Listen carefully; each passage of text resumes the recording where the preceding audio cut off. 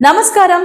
AS9 టీవీకి స్వాగతం. కూటమి నేతలు దావోస్ పర్యటనకు ప్రజాధనం 100 కోట్లు దుర్వినియోగం చేశారని వైసీపీ ఎన్టీఆర్ జిల్లా అధ్యక్షుడు దేవినేని అవినాష్ ఆరోపించారు. శుక్రవారం ఉదయం ఆయన మాట్లాడుతూ దావోస్ వెళ్లి కంపెనీలను తీసుకురావడంలో కూటమి నేతలు పూర్తిగా విఫలమయ్యారన్నారు. కేవలం ప్రచార హంగులు ఆర్భాటాల కోసమే దావోస్ వెళ్లారంటూ విమర్శించారు. వైసీపీ ప్రభుత్వంలో అనేక కంపెనీలు ఆంధ్రాలో పెట్టుబడులు పెట్టాయని అన్నారు.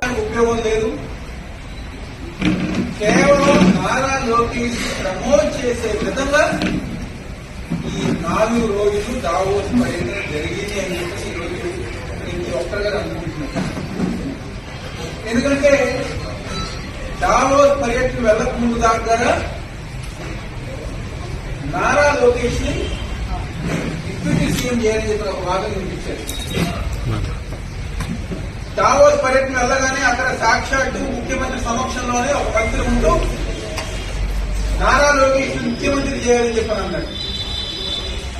నిన్న ముగింపు చివరి రోజున వైజాగ్ లో అనుకుంటారు ఒక ఎమ్మెల్యే గారు తమిళ మాట్లాడుతూ అసలు నారా లోకేష్ డిప్యూటీ సీఎం ఏంటి, ముఖ్యమంత్రి ఏంటి, ప్రధానమంత్రి అర్హుడు నారా లోకేష్ చెప్పని మాట్లాడుతారు.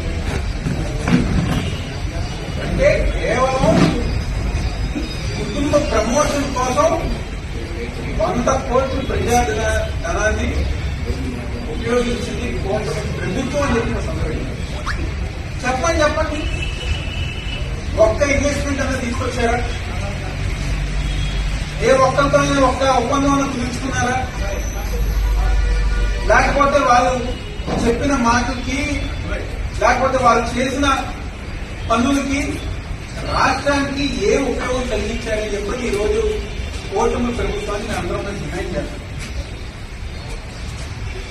మేము చూసిందల్లా పొద్దున ఒక సూటు, సాయంత్రం ఒక సూట్ వేసుకోవడం, ఓ 10 మందితో ఫోటోలు దిగటం తప్ప రాష్ట్రానికి ఇది మేలు జరిగింది, రాష్ట్రానికి మేము 2,000 కోట్లు తీసుకొచ్చాం, అన్ని వేల ఇన్వెస్ట్మెంట్ల ద్వారా ఓ 1,00,000 మందికో 5,000 మందికో 10,000 మందికి మేము ఉద్యోగాలు కల్పించామని చెప్పని ఏ ఒక్క ఇన్వెస్ట్మెంట్ అన్నా